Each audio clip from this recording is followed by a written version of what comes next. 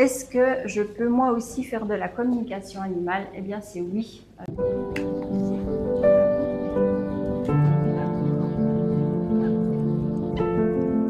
Nani, t'es cachée?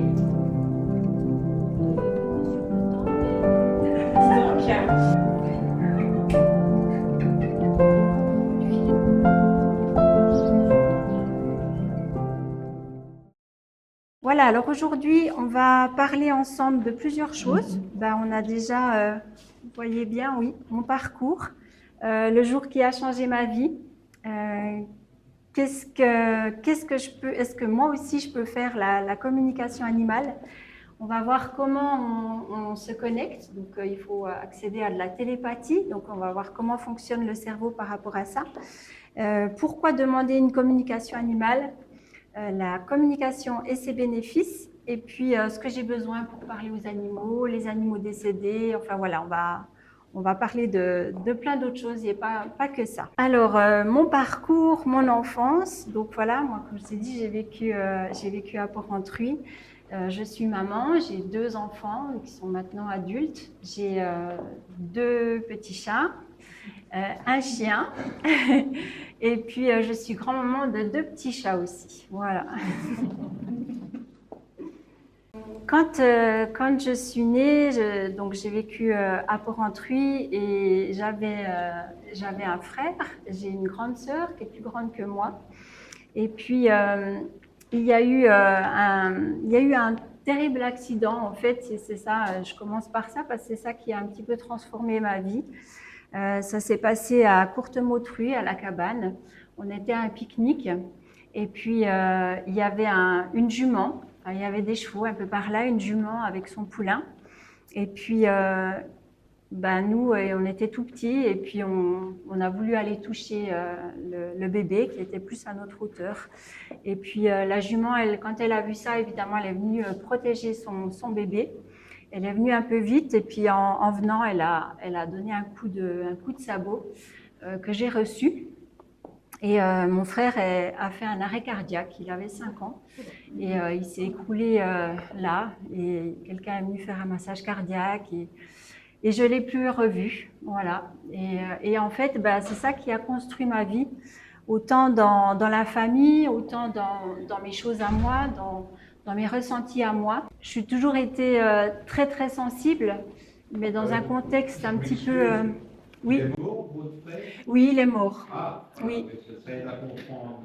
Oui, tout à fait. Oui, je ne l'ai plus jamais revu. Effectivement, il est tombé dans le coma et puis il est mort 2 semaines après.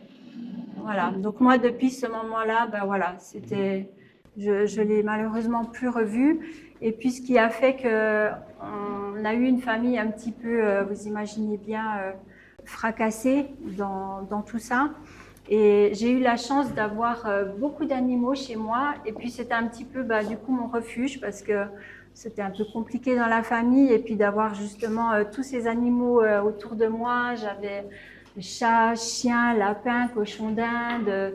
Voilà, j'ai eu la chance d'avoir un petit peu tout ça en même temps chez moi. Voilà, j'étais un peu introvertie, j'avais beaucoup de sensibilité et puis c'était un peu mon refuge. Voilà, c'était un peu ma passion. Mais par rapport à cet accident, il faut dire que c'est quelque chose après qui m'a un peu poursuivie un petit peu trop d'années. C'est que j'ai toujours eu du coup très très peur des chevaux. Et bien sûr, quand on a peur de quelque chose, il faut toujours qu'on en croise. Donc voilà, j'avais un radar à des kilomètres quand j'étais en nature ou je travaillais, j'ai fait 7 ans à travailler à Seignelay-Légier, évidemment, il y en avait tout le temps qui passaient devant la fenêtre. Et chaque fois que j'en trouvais, j'étais vraiment dans une tétanie complète. Et ça ne pouvait plus continuer comme ça. C'était vraiment quelque chose qu'il fallait que ça change. Et puis, j'ai commencé à faire un travail. Donc, en 2011, voilà, j'ai commencé ma thérapie. Alors, cette première photo qu'on voit là, où je le touche, je peux vous dire que j'avais mon attel et je voulais vraiment prendre ce moment-là en photo et je tremblais de partout. Mais ça, c'était la première fois que j'en ai touché un. C'était 30 ans après, voilà. Et après, je suis allée en voir quand il y avait la barrière. Après, je suis allée en voir sans la barrière. Il y a eu aussi la période où j'allais à la longe, tout simplement, me rapprocher gentiment. Et ça s'est fait vraiment d'une manière très chouette. Je trouvais toujours le bon cheval avec la bonne personne. Et j'ai toujours été très, très bien accompagnée dans tout ça. Et là, c'est la fois où je suis montée dessus pour la première fois. J'avais ma fille Meryl qui était toute petite et puis elle me disait mais regarde maman, c'est comme si tu étais assise sur une chaise, c'est la même chose. Et j'étais là oui, c'est la même chose, mais c'était juste voilà, il m'a fallu bien 10 jours pour m'en remettre de ce moment-là. C'était vraiment très très confrontant. Et puis ensuite on a Baya. Voilà, Baya, c'est un cheval qui était très douce, que j'ai fait de l'équithérapie avec, où on fait plein d'exercices et tout ça, d'approche, de positionnement, je suis allée au trot après. Enfin voilà, j'ai vraiment bien évolué et puis j'ai fait ça sur plusieurs années. Voilà. Mais il n'y a pas que ça qu'il fallait qu'il change. Ça, c'était déjà une bonne chose. Mais ça n'allait toujours pas parce que j'avais toujours cette sensibilité, cette difficulté à vivre clairement.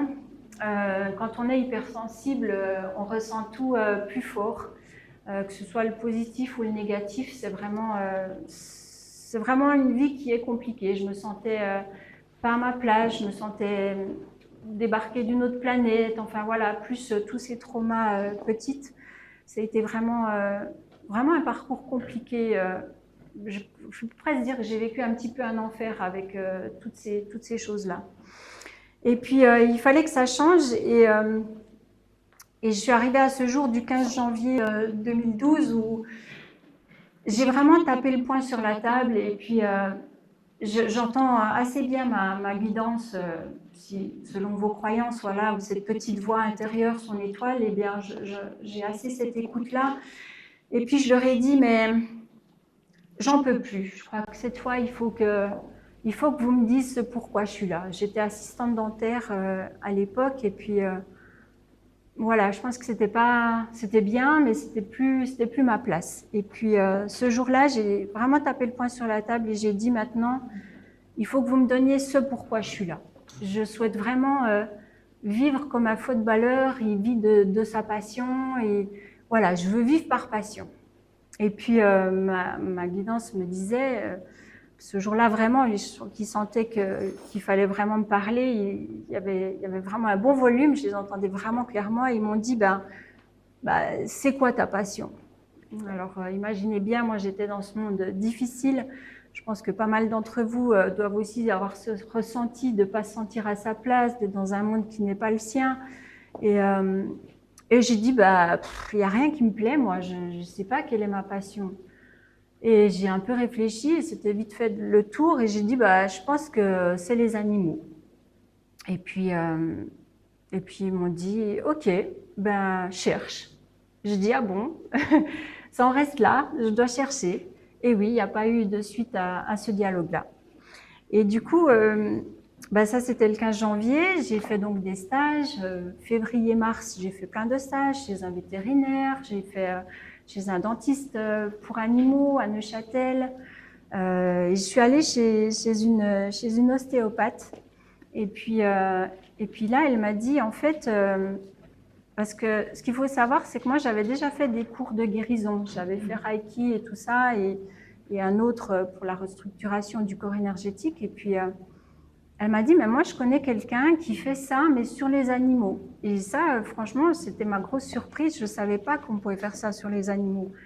Enfin, qu'il y en a des qui travaillaient de ça. Et j'ai dit, OK, voilà, je suis ressortie de là, j'étais aux anges, c'était ça y est, j'avais enfin trouvé. Mais ça, je pense qu'on était en mars, en tout cas bien fin mars. Donc voilà, j'ai mis quand même bien 2 mois à chercher où était ma voie. Et puis de là, comme par hasard, il y avait un cours de communication animale en avril. Donc tout s'était enchaîné parfaitement. Et ce que je ne savais pas, c'était parler à un animal qui n'était pas en face de moi, par photo. Donc voilà, j'ai dû aller apprendre un protocole pour ça. Et puis ensuite, mai-juin, j'ai travaillé pour mon site internet, j'ai fait les textes, les photos, enfin voilà, j'ai eu beaucoup d'aide et toujours les bonnes personnes au bon moment. Et le 19 juin, je me lance, voilà, j'ai lancé mon site, j'ai fait beaucoup d'animaux perdus à ce moment-là et j'ai commencé à travailler comme ça. Mon poste d'assistante dentaire était à 60%. Et j'ai fait une année, un peu plus, une année et demie presque, en parallèle avec ce travail-là. Des animaux perdus, après, j'ai fait autre chose, j'ai fait d'autres communications et voilà. Voilà un petit peu pour les confidences. Est-ce que je peux moi aussi faire de la communication animale? Eh bien, c'est oui. Oui, dans tous les cas. Maintenant, je ne vous cache pas que pour certaines personnes, il faut peut-être un peu plus s'entraîner. Mais avec de l'entraînement, c'est comme tout sport. Hein, il suffit qu'on s'entraîne. Alors pour ça, il faut être empathique, aimer les animaux. J'imagine que tout le monde ici ça coche, donc c'est parfait. Savoir maîtriser son mental. Alors ça peut être un petit peu plus compliqué. Vous savez, ce petit mental-là, moi, je l'appelle le gremlins, cette petite voix assez négative dans la tête. Eh bien, quand on fait de la communication animale, il va falloir gérer, cette petite voix. Et on va en parler juste après. Pour ça, pour gérer cette petite voix et justement augmenter ses sens télépathiques, on va changer sa fréquence du cerveau en se mettant en auto-hypnose. Et puis tout le monde a l'entièreté des ressources pour communiquer avec l'animal. Cette télépathie, c'est un package humain qu'on a tous. Maintenant, on verra après ces sens. On n'a pas tous le même pourcentage dans différents sens, il y en a 6. Alors, pour changer cette fréquence et accéder à la télépathie, c'est notre cerveau qui va faire ça. Et pour ça, on a quatre fréquences. Alpha, enfin, je vais commencer peut-être par bêta, c'est celle qu'on a maintenant. Voilà, si je ne vous ai pas trop endormi, vous n'êtes pas en train de somnoler, ça va, vous êtes tous bien là, ça veut dire que vous êtes tous en bêta. Quand on commence un petit peu plus à somnoler, on est en alpha. D'ailleurs, alpha, c'est aussi une fréquence qu'on a quand, vous savez, on est en train de conduire et puis on a un peu les yeux dans le vague comme ça, puis on se dit « Waouh, j'ai conduit tout ça sans être vraiment très concentré ». Il n'y a qu'à moi que ça arrive ou... Non, ok, ça me rassure. Et puis on a Theta. Theta, c'est une fréquence encore plus endormie en fait. On fait ça en méditation, mais on fait ça aussi, comme je le note, tous les matins et tous les soirs. C'est une fréquence où notre cerveau, il est là sans être là en fait. Vous savez, quand vous êtes en train de vous endormir le soir, mais vous êtes conscient que vous êtes encore dans votre lit. Et puis pareil le dimanche matin, alors s'il n'y a pas de réveil, c'est cet état où on est un petit peu entre deux. Donc c'est très endormi et on ne se rend pas bien compte de ce qui se passe, mais on est quand même là. Et bien en communication animale, il nous faut chercher cette fréquence-là. Donc c'est un moment où on est très très endormi. Et puis delta, voilà, c'est quand on dort. Voilà. Donc une fois qu'on est en θ, il y a les sens télépathiques qui s'enclenchent. Certaines personnes peuvent avoir le don de clairaudience, ou vous avez déjà vu des médiums qui ont le don de clairvoyance. Eh bien, ils n'ont pas besoin de changer la fréquence pour aller chercher cette capacité-là, ils l'ont constamment, du matin au soir. Mais autrement, on est obligé d'aller faire cette méditation profonde ou vraiment se centrer en soi pour accéder à ces sens. Donc, il y en a 6, on a la clairaudience, qui est le fait d'entendre. C'est ce qui remplace. Donc, c'est vraiment cette petite voix intérieure, comme je vous disais, que j'avais entendue ce 15 janvier 2012. Et puis, la clairvoyance, le fait, ce qui remplace le fait de voir. La clairsentience, c'est de sentir dans son propre corps. Quand on est empathique, c'est aussi le sens de l'empathie, et qu'il y a quelqu'un qui vous dit « Ah, je suis vraiment triste » ou comme ça, vous allez vraiment sentir à quel point la personne est triste. Vous allez être vous-même, votre corps va dégager de la tristesse. Eh bien, c'est ce sens-là qui va être utilisé. Donc ça, je pense que tous les hypersensibles ont ce sens-là développé. On a la clairalliance, c'est l'odeur. Des fois, c'est Les médiums, ils en parlent souvent quand on a peut-être une grand-maman qui est décédée, puis par moment, on peut sentir son odeur ou l'odeur qu'il y avait chez la grand-maman. Eh bien, c'est certainement que l'entité de la grand-maman est venue faire un petit coucou. Et puis, vous avez eu ce sens télépathique qui a signalé qu'elle a passé. La claire-ambiance, c'est le goût. Ça, c'est un petit peu moins connu, mais on va l'utiliser en communication animale. On en aura besoin si des fois je sais pas moi, un cheval il vous donne un goût de pomme ou de carotte, c'est un sens qui peut être utilisé. Et puis l'intuition, c'est ce savoir intérieur. C'est quelque chose, ça coule de source. On ne sait pas pourquoi, mais c'est ça qu'on sait. Voilà, ça c'est ce sens de l'intuition. Et l'avantage avec ces sens télépathiques, c'est que vous allez pouvoir, alors que vous l'ayez en don naturel ou de vous concentrer pour accéder à ces sens télépathiques, ça va vous aider à avoir une meilleure connexion avec votre animal. Mais je pense que tout le monde qui a des animaux, ils connaissent parfaitement leurs animaux et ils ont certainement aussi ce sens de l'intuition. Ils sentent mon chien il va pas bien ou voilà, et c'est ce sens-là que vous avez. Mais tout ça nous permet donc de bien entendre nos animaux, mais aussi votre guidance. Voilà, on en parlera un petit peu plus en détail de cette guidance qu'on peut entendre. Vous savez, des fois on a ce petit ange sur une épaule et puis le petit diable de l'autre côté. Eh bien, c'est ça en fait qu'on va un petit peu apprendre à différencier qui est qui. C'est possible de parler avec tous les animaux? Oui, on peut parler à tous les animaux. Alors déjà, si on a n'importe quel animal, on va utiliser ses sens de l'empathie ou voilà ou le ressenti de comment est l'animal. Et puis si on n'a pas l'animal sur place, on le verra à distance. On peut justement faire un petit protocole pour leur parler. Oui. Vous dites parler avec des animaux, c'est-à-dire qu'ils vous répondent? Alors, là, vous avez une réponse qui n'est pas de l'animal. C'est justement, la question est posée au bon moment, c'est justement les sens télépathiques qu'on avait avant. L'animal, il va vous répondre avec ces sens-là. Ça veut dire que ça sera mélangé. Un coup, vous allez avoir une vision de quelque chose. Un coup, ça sera peut-être juste un mot que vous aurez entendu. Et puis, sinon, c'est ce ressenti intérieur où tout d'un coup, vous avez mal à un endroit. Moi, ça m'était arrivé quand j'avais fait ce cours en avril pour me connecter. La personne n'avait pas dit que l'animal était tombé et j'étais dans la connexion et tout d'un coup, j'ai eu très très mal au genou. Et je me suis dit, tiens, c'est bizarre, je suis assise, je ne bouge pas et j'ai mal au genou. Et c'est là que justement, on va demander à l'animal si c'est lui qui a mal au genou, vous voyez? Parce que c'était justement une info télépathique qu'on a reçue dans notre corps. Donc, c'est la réponse de l'animal, mais qu'on va ressentir de différentes manières. Moi, c'était une douleur. J'aurais pu avoir la vision qu'il s'est fait mal. Vous voyez, c'est un peu ces sens-là qu'on va utiliser. Et du coup, c'est une traduction. Ce n'est pas mot pour mot ce que l'animal dit.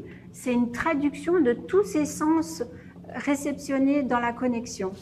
Mais c'est vrai que c'est pas comme on est en train de se parler. Il faut vraiment bien prendre conscience que c'est tout différent. Mais ce qui donne après un dialogue tout à fait normal quand je l'écris, mais en soi, non, ça ne se passe pas comme ça. Voilà. Donc, ce n'est pas un dialogue alors. C'est un dialogue parce que quand je suis avec l'animal et puis qu'il me donne par exemple cette douleur au genou, du coup, moi, je vais lui demander, est-ce que c'est à toi? Et puis c'est là qu'il y a le dialogue. C'est là qu'il va me dire, oui, c'est à moi, je l'aurais entendu, ou j'aurai la vision qui boite. Et c'est tout ça que je dois un petit peu décoder. D'ailleurs, quand je dois faire une communication animale, je demande toujours à mon client ou ma cliente de prévenir son animal 2 jours avant. Voilà, je lui dis, faut bien lui demander que je vais lui parler, il faut lui demander d'être bien ouvert à ça, d'être motivé. Je dis toujours, voilà, vous lui dites que c'est votre demande et que vous vous réjouissez d'entendre ce qu'il a à dire. Voilà, ils sont bien préparés. Et du coup, la connexion, elle se fait. Parler aux animaux, justement, on va le faire avec notre âme. On va dire ce petit ange qu'on a, cette petite voix que j'ai entendue. Et ce qu'il faut prendre conscience, c'est que notre guidance, ou cette petite voix intérieure qui est positive, hein, pas le mental qui nous dit toujours des choses négatives, eh bien cette petite voix, c'est notre âme, c'est la connexion à notre âme. Et notre âme, c'est quoi?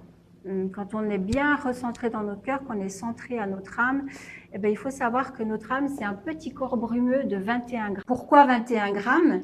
Eh bien, il y a une étude qui a été faite que quand on décède, on perd 21 grammes. Et du coup, ça serait le poids de l'âme. Voilà. À Kourou, où j'habite, c'est écrit sur un mur carrément, le poids de l'âme est égal à 21 grammes.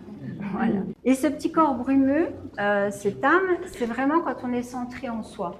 Et c'est avec ça qu'on va partir en communication animale. Mais pour ça, on est vraiment embêté par une autre voix. Cette âme, c'est sous forme de voix qu'on va l'entendre. Et dans notre tête, vous le savez bien, et j'espère qu'il n'y a pas que moi, ça parle en négatif. Hein. Ça dit des fois, ça ne va pas aller, ou il y aura ça, ou voilà, ça contredit. Eh bien, on va essayer d'un petit peu différencier ces deux voix. L'âme, justement, cette guidance, et puis, moi je l'appelle le gremlins, ce petit mental qui est le gremlins. Alors, les différences, ils sont notées là, et on va un petit peu regarder ça. Ce ressenti intérieur qu'on a vous savez, quand c'est je ne sais pas pourquoi j'ai fait ça. Vous pouvez vraiment repenser à plein de fois où dès que vous dites « je ne sais pas pourquoi », vous pouvez être sûr que c'est votre âme. Ça, c'est vraiment ce qui validera que c'était cette connexion-là, cette petite voix juste. Cette connexion, elle est toujours en joie. C'est quelque chose où ça coule de source. Si on suit cette connexion, on a la vie qui se synchronise parfaitement. Voilà, quand tout coule de source, c'est qu'on est juste. C'est une voix qui est beaucoup plus légère. C'est pas aussi audible que ce gremlins, que ce mental. On est poussé, voilà, c'est une intuition, on sent qu'on doit le faire, encore une fois, je sais pas pourquoi. Et puis quand votre guidance, elle vous parle, eh bien c'est toujours proposé, c'est jamais imposé. Maintenant, on va bien voir cette différence avec le mental. Le mental, c'est celui qui va vous organiser, il va dire « Ok, demain il faut faire quoi ?» ou voire même le soir avant de vous endormir, vous pensez à ce que vous allez faire dans 3 ans. Tellement c'est programmé et organisé et puis structuré. Donc ça, vous pouvez être sûr que c'est votre mental. Moi, je dis toujours comme ça, gremlins égale poubelle. Ça ne sert à rien parce que votre guidance, quand elle vous guidera sur le moment, vous devrez suivre votre intuition, ça sera toujours sur le moment, ça ne sera jamais à l'avance. Malheureusement, c'est un peu stressant parfois. Cette voix, elle est très forte et très claire, hein, elle impose, voilà, on ne se pose pas de questions si on a entendu notre guidance ou pas, hein. C'était clairement le mental, c'est toujours dans le négatif, et puis c'est toujours avec des « oui mais », puis si. Je vous donne un exemple, si vous devez prendre un chemin, votre première intuition c'est d'aller à droite, et puis votre gremlin, lui, va vous dire « mais non, il faut aller à gauche parce que », et puis voilà, il va bien argumenter tout ça et puis il va dire « oui, mais si tu pars par là ». Alors, si vous entendez ça, gremlins égale poubelle et à chaque fois, on se dit « voilà, je le savais, j'aurais dû suivre ma première intuition ». Il dit les choses, il analyse les choses quand c'est plutôt assez calme, c'est plutôt positif. Alors, pourquoi demander une communication animale? Eh bien, déjà, ils adorent quand on leur parle. Vraiment, ils sont toujours très contents. Ils disent toujours qu'ils ont reçu une attention de leur partenaire de vie et puis ça leur fait toujours du bien. Voilà. Et puis c'est vrai que quand on sait ce qui s'est passé dans la petite tête de son animal, et bien après il y a vraiment un sentiment d'être plus proche de lui, de mieux le comprendre. Alors vraiment, hein, chaque client et cliente connaissent leur animal et ils ne sont pas choqués de tout ce que je vais dire, mais voilà, il y a ce lien supplémentaire qui se crée après ça. Donc voilà, on peut demander aussi une communication quand il y a un changement de comportement. D'ailleurs, ils font souvent ça, hein, ils vont changer le comportement pour que justement ça vous alerte et puis que vous fassiez quelque chose. Et puis souvent, les gens, ils me disent on n'a pas encore fait la communication ou un soin, qu'importe, et puis ils me disent ça va déjà mieux depuis que je vous ai appelé. Eh bien, c'est juste que en fait, l'animal, il a senti que il a fait des bêtises pour que vous interveniez, que vous fassiez quelque chose. Et au moment où vous faites quelque chose, que vous m'appelez par exemple, eh bien, ils se sentent déjà mieux. Et c'est presque systématique qu'on me dit, voilà, ben, ça va mieux déjà depuis que je vous ai appelé. C'est juste pour crier un peu au secours. Des peurs, des angoisses à libérer. Alors moi, dans la connexion, j'essaie vraiment déjà de l'apaiser au mieux, mais c'est pas toujours dans la communication qu'on va pouvoir résoudre ces problèmes. Vous imaginez bien, vous parlez à une copine, eh bien, ça va un petit peu mieux, mais voilà, ça n'a pas résolu nos problèmes. Mais ça peut des fois un petit peu apaiser. Alors, la communication et ses bénéfices, ben, cette approche permet de comprendre ou de faire passer un message à votre animal. Vous pouvez absolument tout leur parler, que ce soit n'importe quel sujet. Notre lien devient encore plus fort, ça on l'a vu, parce que aussi par rapport au fait qu'on va découvrir les effets miroirs avec le partenaire de vie. Alors ça, c'est mon sujet préféré. Ces effets miroirs, c'est juste incroyable. C'est ce qu'on disait avant, madame, de ces ressemblances qui ne sont pas un hasard. On dit aussi que nos animaux, ils nous ressemblent, hein, mais ça, je pense que c'est à chaque fois, parce que je pense qu'à chaque fois que je donne un compte-rendu de communication animale, ils ont juste l'impression que je suis en train de parler d'eux et pas forcément de leur animal. C'est juste génial. L'animal, il va pouvoir changer 3-4 semaines après une connexion. Enfin, je dis toujours, attendez, les choses ne sont pas tout de suite quand on leur parle, mais ça peut évoluer. L'animal, il peut se dire, ok, elle m'a dit ça, il faudrait peut-être que je fasse un effort et tout ça. Et ça, ces efforts que l'animal pourra faire, c'est dans les 3-4 semaines qui suivent. Au-delà du mois, je pense qu'après, on peut faire des soins pour l'aider ou comme ça, mais que ce sera difficile de gérer pour l'animal. Voilà. Mais revenons un petit peu sur les effets miroirs, parce que moi j'adore ça. Et c'est aussi pour ça que j'aime autant les animaux, c'est qu'ils sont... c'est des mini-nous, en fait. Ils sont comme nous.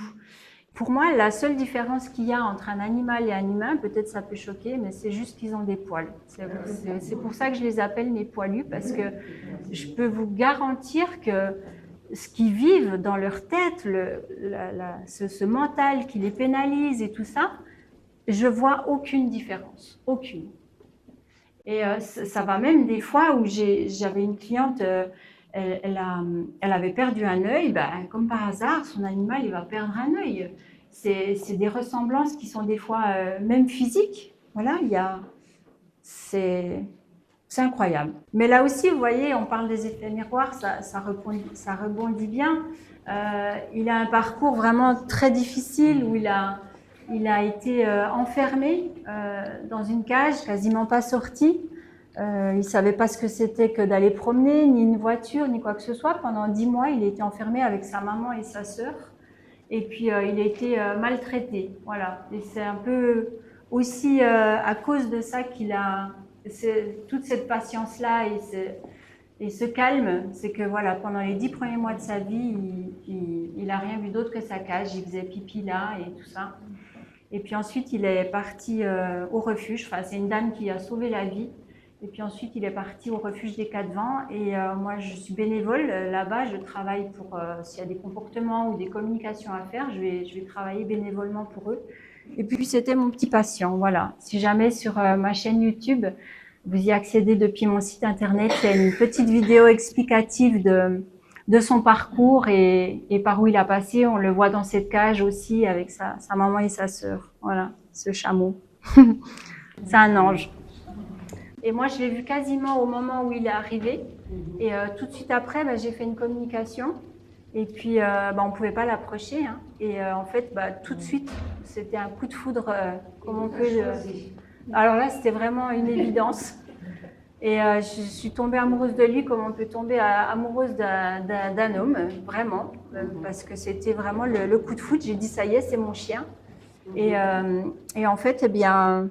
Je lui ai donc fait cette communication. Je me suis dit, attends, stresse pas, donc pas si vite amoureuse. Et puis c'était pire après ça. Et du coup, je suis allée le voir tous les jours au refuge pendant 2 mois.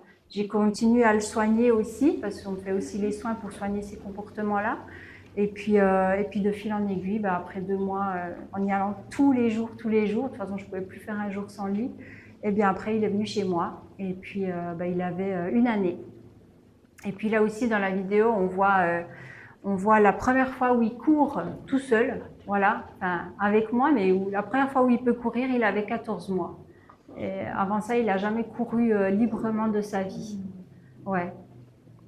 Mais c'est un beau parcours qu'il a eu lui aussi. Je voulais juste encore vous signaler, alors du coup, au niveau des bénéfices, ce qui peut être chou aussi après une communication, j'avais dû parler à un chat que je suis depuis des années en soins, parce qu'il a eu, d'ailleurs il est aussi en vidéo sur ma chaîne YouTube, il s'appelle Ichiru, on le voit dans la vidéo, il a eu une tumeur au cerveau et tout, et ils ont dû lui ouvrir le crâne, et il a encore le trou en fait, il a bien sûr sa peau, mais il a vraiment le trou. Et puis ce petit chouchou, au tout début que je devais lui parler, il devait surtout faire attention à sa tête en fait, parce que sinon ça tapait, et puis c'était un peu une flèche, il courait un peu partout. Et puis j'ai dû lui dire de faire attention et de pas, qu'il avait ce trou et que c'était important qu'il fasse gaffe. Et puis dès la communication, en fait, quand il passait sous une chaise, il faisait bien comme ça. Et puis voilà, c'est un peu des petites choses comme ça qu'on peut avoir comme bénéfice assez direct après une communication. Ou des clients qui me disent, oui, il est très distant, il ne vient pas beaucoup, et puis on en parle un petit peu dans la connexion, et puis il m'envoie une photo le soir même qu'il est sur le canapé avec eux et tout. Voilà. Alors ce que j'ai besoin justement, si vous souhaitez une communication, c'est déjà une photo où on voit bien son regard.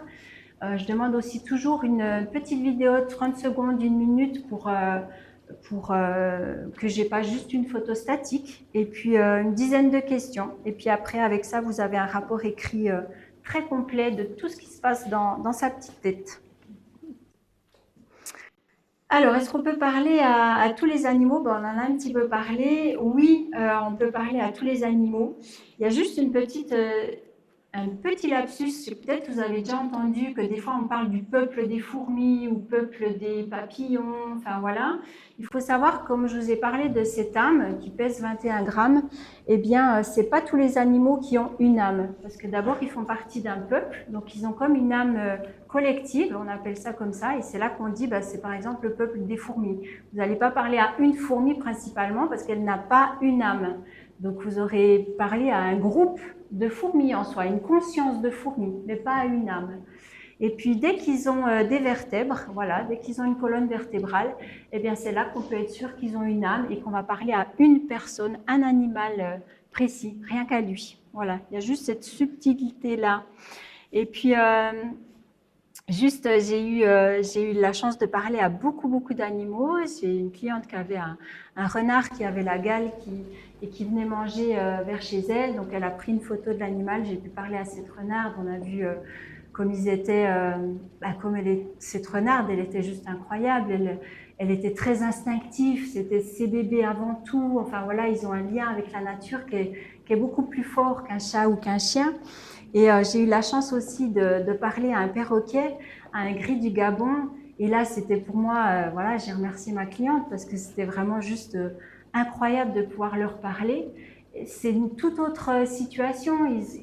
Ils vivent aussi très connectés à la nature. Ils ont une sensation de vivre simplement le moment présent. Alors on dit que les animaux, ils vivent dans le moment présent, mais ils ont le mental comme nous, c'est pareil. Donc, ils ne sont pas que dans le moment présent. Mais tandis que cet oiseau-là, s'il y avait quelqu'un, il avait une sensation que ça s'ouvrait, c'est génial, et puis il est interactif. Puis s'il n'y avait personne, pouf, ils se calent et puis ils attendent dans une plénitude assez incroyable. Vraiment. On peut vraiment, je pense, généraliser que les oiseaux, c'est une toute autre approche. Et puis les chats, chiens, lapins... cochons d'Inde, chevaux, voilà, ils sont plus dans le mental. Alors les animaux décédés, pour ça il y a une petite consigne à respecter, c'est qu'il faut attendre 1 ou 2 mois avant de leur parler. Voilà, souvent les gens, ça vient d'arriver, ils appellent en pleurs, il faut que je puisse lui parler, il faut que je puisse m'excuser qu'il y a eu cette euthanasie ou je ne sais quoi. Eh bien malheureusement il faut attendre 1 ou 2 mois. Si on le fait avant, l'animal, il n'est pas à la bonne dimension. Pour partir dans la lumière, il y a un peu des sas progressifs. On ne pourrait pas accéder à la lumière comme ça aussi rapidement. Et tout ça, ça fait partie d'une vidéo, même 2 vidéos que j'ai sur ma chaîne YouTube aussi, où j'explique qu'est-ce qui se passe juste après le décès. Et puis ce respect d'1 ou 2 mois, ça c'est pour les animaux, tous les animaux, et pour les humains, c'est 8 à 10 mois. C'est encore plus long, parce qu'eux aussi, ils ont des sas progressifs pour aller, pour être plus aptes après à nous parler. Parce que la dimension n'est pas adaptée à la connexion, on va dire ça comme ça. C'est aussi pour savoir si on peut se retrouver, c'est ce qu'on disait avant, hein, se retrouver dans une autre vie. Voilà, c'est en tous les cas les plus belles communications qu'on peut avoir. C'est des messages bienveillants. J'ai eu dernièrement un chat que j'ai soigné pendant aussi très longtemps, et puis je vais en faire une vidéo aussi parce que ça m'a tellement touchée, et c'est vraiment le message que j'aimerais vous donner là aussi, c'est que il disait on n'est jamais seul. Alors déjà parce que lui, il était constamment avec sa partenaire de vie, avec sa propriétaire, mais aussi dans cette énergie bienveillante qu'on reçoit de lui ou de quelque chose. C'est vrai, c'est dur de se dire on n'est jamais seul. On n'arrive pas à se le dire quand on est dans la solitude. Mais il me l'a montré d'une manière tellement incroyable que je peux que acquiescer que c'est vrai, on n'est jamais seul. Voilà. Et si ça fait vraiment des années, oui, on va pouvoir leur parler, mais vous serez plus en train de parler quelque part à l'égrégore de l'animal. C'est un peu compliqué à vous expliquer en 2 mots, mais même si l'animal il s'est réincarné, quelque part, il y a comme toujours un copier-coller dans l'énergie qui lui correspond. Vous voyez, on est des êtres multidimensionnels et du coup, on peut être là et ailleurs en même temps. Je ne veux pas trop vous perdre sur ce sujet-là, mais oui, même si de toute façon il s'est réincarné, on va pouvoir lui parler. Je dirais qu'à la réponse, il n'y a pas de notion de temps, mais l'idéal, c'est quand même plus frais dans les ressentis de sa vie, parce que sinon il a vraiment largement passé à autre chose. Ouais. Vous avez retrouvé de nombreux animaux? Alors, c'est ce que j'ai fait au tout début, hein, quand le 19 juin, quand je me suis lancée. J'ai fait vraiment que des chats perdus. C'était ce qui était le plus accessible parce qu'il y avait vraiment, enfin des chats ou des chiens, hein. Il y avait vraiment un travail malheureusement à l'appel. Et puis, en fait, j'ai pu vraiment trouver un chat, plein d'autres, mais un où vraiment la cliente était contente que voilà, il est exactement à cet endroit-là. Et puis, en fait, elle a mis une annonce sur un site ou quelque chose, je ne sais plus à l'époque, et c'est pour ça que j'ai eu autant de travail. Voilà. Mais c'est quelque chose que je me refuse maintenant à faire depuis maintenant bien 10 ans. J'ai fait beaucoup, c'est un domaine qui prend beaucoup d'énergie, qui n'est pas drôle. Quand vous devez prendre le téléphone et puis dire à votre cliente que vous pensez qu'il est mort, je vous assure que vous n'avez juste pas envie de le faire. Et ça me prenait beaucoup trop et j'ai dit j'arrête. Mais vraiment, je remercie les gens qui le font, mais toutes ou tous arrêtent au bout d'un moment parce que c'est très éprouvant. C'est beaucoup plus sympa d'aller parler du petit chat sur les genoux de la grand-maman ou comme ça que ça. Ouais. Je pense que c'est quand même plus facile si on peut bien sûr de communiquer avant le décès, si on sait que voilà, l'animal va pas bien, on doit quand même terminer, que de communiquer après. Alors c'est tout aussi facile. Mais pour l'animal, quand même, pour l'animal, expliquer quand même qu'on se culpabilise entre guillemets, mais qu'on n'a pas le choix parce que voilà, parce qu'il n'est pas bien. Vous parlez s'il y a eu une euthanasie? Voilà, exactement. Ah, oui. Si on voit qu'il y a une souffrance et puis qu'on doit quand même prévoir une euthanasie. Alors, je comprends votre question, c'est qu'en fait, vaut mieux quelque part lui demander, c'est ça? Puis se préparer ensemble. Le rassurer peut-être. Le prévenir, oui. Voilà, exactement. Oui. Peut-être ça peut l'aider quand même à partir. Le problème, c'est que si l'animal il n'est pas bien, eh bien, il aura envie de dire qu'il faut que ça s'arrête. Mais si on peut résoudre sa situation, du coup, ça, il ne le saura pas. Vous voyez? Donc, c'est vrai que c'est plus facile de prévoir, on ne le peut pas toujours, mais si jamais on peut leur parler après et puis finalement leur demander est-ce que c'est allé. C'est souvent ça, quand il y a eu des euthanasies, les clientes, c'est la première question qu'ils disent, c'est mais est-ce que tu m'en veux? Est-ce que tu aurais voulu que ça se passe autrement? Mais c'est toujours très beau leur réponse, c'est toujours ça devait comme ça, c'était qu'il ne faut pas se culpabiliser. Puis vous savez, je ne sais pas si vous avez déjà entendu, mais notre jour de naissance, il est écrit, c'est comme ça, on ne peut pas le changer. Il y a plein de choses qui sont prises en compte dans tout ça. Et le jour de décès, on ne va pas le changer. On peut changer ce qui va se passer pour y arriver, mais on ne va pas changer le jour de décès, c'est aussi écrit. Des exemples de communication, bah alors ça aussi, il y aurait tout un sujet. Hein. Il y a des animaux qui sont, on va dire, autistes. Je ne pose pas de diagnostic, hein, surtout pas, mais ils sont vraiment un peu...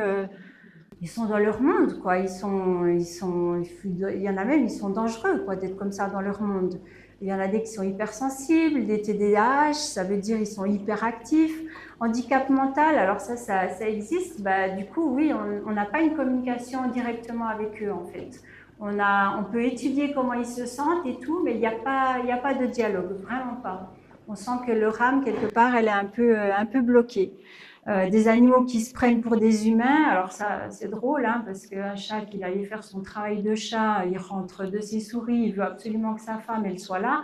Moi je vous assure, c'est un peu, c'est grosso modo dit comme ça, mais il est content que sa partenaire elle est là, il veut qu'elle soit fière de lui. Enfin voilà, c'est des personnalités. Vous dites c'est pas possible, j'ai parlé à un humain.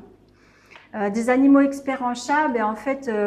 Là aussi, c'est un peu complexe si on en parle dans ce fameux stage, mais l'animal, il va vivre plusieurs vies en chat et après, il va vivre autre chose et tout ça. Et on peut aussi sentir quand ils ont vraiment été beaucoup de fois des chats, qui sont revenus beaucoup de fois en chat chez peut-être la même personne, eh bien, ils ont expérimenté tout. Et souvent, ceux-là, ils s'énervent quand il y a des chats qui n'en foutent pas une, qui ne travaillent pas, qui... Voilà. C'est un monde juste incroyable, hein, je vous le dis. Les soins énergétiques sur vos animaux, ben voilà, c'est ce qu'on peut faire aussi après ou avant la communication animale. C'est pas le sujet, mais là aussi sur ma chaîne YouTube, il y a des vidéos explicatives sur tout ça. Voilà, je travaille l'émotionnel et ça agit sur le physique, le comportemental ou des douleurs. Voilà. Sur votre slide précédente, marqué les animaux thérapeutes. Oui, alors j'en ai une. Oui, alors merci de souligner les animaux thérapeutes. Il y a eu des chiens à qui j'ai parlé, qui sont guides d'aveugles ou de personnes handicap. C'est juste incroyable la dévotion qu'ils ont. C'est non plus pas pour rien que ce soit eux et pas un autre. Hein. Vous prenez ma petite Massia, la blanche, ma vacancière, elle va pas beaucoup travailler sur la personne. Les chats aussi ont un autre travail. Et puis, moi, j'ai une petite chatte, la tigrée. Si vous voyez sur les réseaux que vous la voyez, elle, c'est une très grande travailleuse. Elle fait des soins avec moi.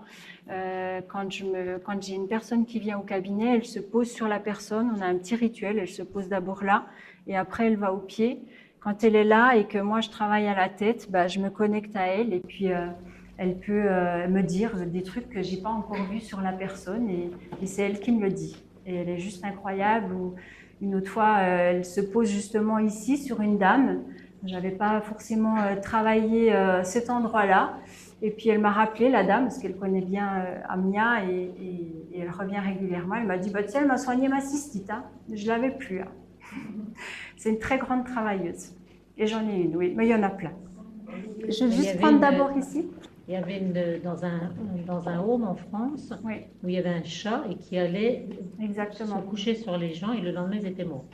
Oui, ils sentent un petit peu ça. Ils sentaient et c'était vraiment incroyable. Hein. Tout à fait. Mais il ne faut pas croire que tous les animaux sont capables de faire toutes ces choses-là. C'est comme nous. C'est comme nous. Ouais. Alors, des petites astuces pour comprendre les animaux. Voilà, ça fait déjà 1 heure que je vous tiens, je vais essayer d'être rapide. On verra par rapport au signe de la queue, j'ai une photo qui explique un petit peu mieux tout ça. Pour revenir au barème de la queue des chiens, c'est un petit peu, quand c'est haut, évidemment s'ils ont une queue en tire-bouchon qui ne bouge pas, ils ne vont pas pacifier, mais quand ils sont très très hauts, ils sont très contents évidemment, hein, quand ils les ont tout en bas et même entre les jambes, c'est vraiment le baromètre comme ça. Voilà, vous pouvez faire le pourcentage comme ça. Et puis quand ils sont un peu en ligne droite, c'est soit qu'ils sont très concentrés sur ça, ou sur quelque chose, je veux dire. C'est seulement pour les chats? Alors, on va voir après une petite photo pour les chats, mais le barème de la queue, c'est pour les chiens. Ouais. Mais encore juste une chose, c'est quand ils clignent les yeux, vous avez déjà vu, ils font des fois les chats, hein, ils clignent un petit peu des yeux, c'est juste pour vous dire je t'aime, voilà. Et puis bah, du coup, vous pouvez aussi cligner des yeux et puis ça vous fait la réponse. Et puis une astuce pour parler, peut-être encore juste ça, c'est que bah, des fois, on ne savait pas si... On se dit oui, mais je lui ai dit, est-ce qu'il a vraiment compris? Bah, le truc, l'astuce, c'est qu'il ne faut pas le dire avec sa tête. Vous devez, quand vous dites quelque chose, vous le dites profondément dans votre cœur. Et puis la petite astuce supplémentaire, il faut en être convaincu.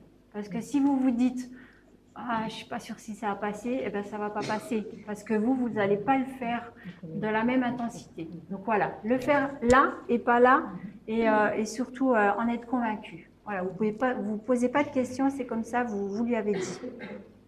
Donc voilà un petit peu la queue des chats, quand ils ont peur, quand ils sont contents.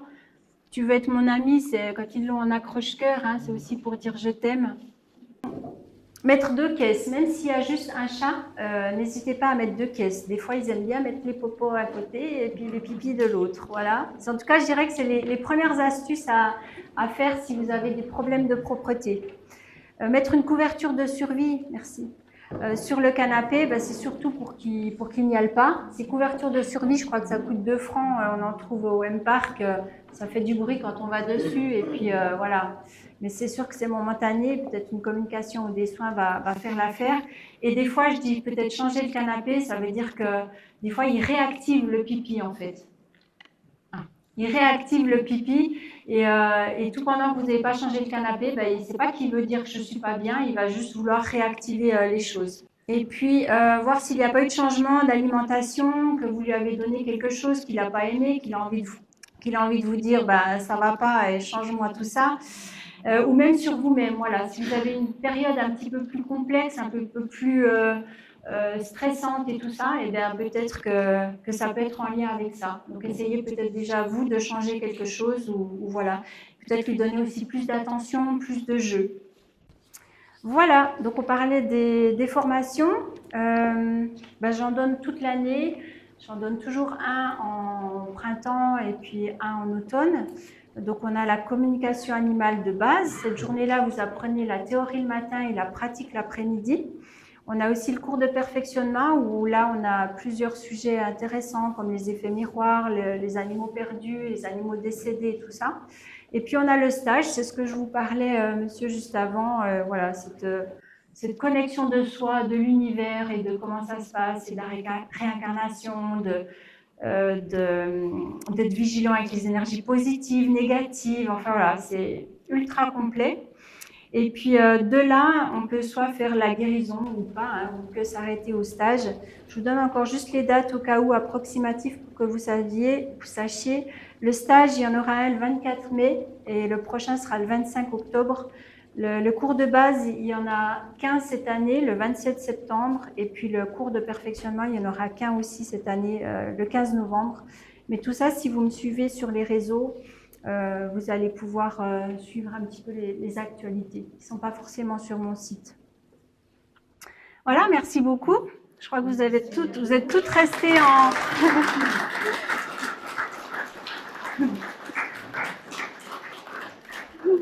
T'applaudissent, hein. Vous êtes tous restés bien concentrés, merci beaucoup. Merci pour vos questions. J'aime toujours bien débattre sur tout ça parce que je trouve que tout s'explique. Merci en tout cas à toutes les personnes qui m'ont aidé à mettre en place tout ça, à Liane avec qui je travaille pour les réseaux, à personnes qui me soutiennent au quotidien, voilà, que ce soit pour des likes ou des choses ou, voilà, ou des commentaires ou des partages. Vraiment, sachez que ça me touche du plus profond de mon cœur, c'est vraiment sincère. Je sais que c'est peut-être des petits riens, mais pour moi, ça compte vraiment beaucoup. Voilà, quand vous pouvez soutenir quelqu'un. J'avais juste une question par rapport à votre cabinet. Votre travail, c'est... Alors, pour les animaux, c'est toujours à distance. Mais pour la dame qui était sur le... Pour la dame, exactement. Pour les humains, je peux aussi faire à distance. Et puis, pour les quelques personnes qui souhaitent le soin, comme on peut faire pour les animaux, on n'en a pas trop parlé. Mais oui, c'est à mon cabinet, je suis à Kourou. Et puis, on travaille tout ce qui est comportement, douleur ou... douleur physique, enfin tout, absolument tout en fait. Vu que c'est un travail émotionnel, ça va travailler et résoudre absolument tout. Et c'est là que vous avez des vidéos sur la chaîne. Et oui, j'ai quelques personnes au cabinet. Voilà, c'est pas la majorité de mon temps. Le 3/4 de mon temps est à distance.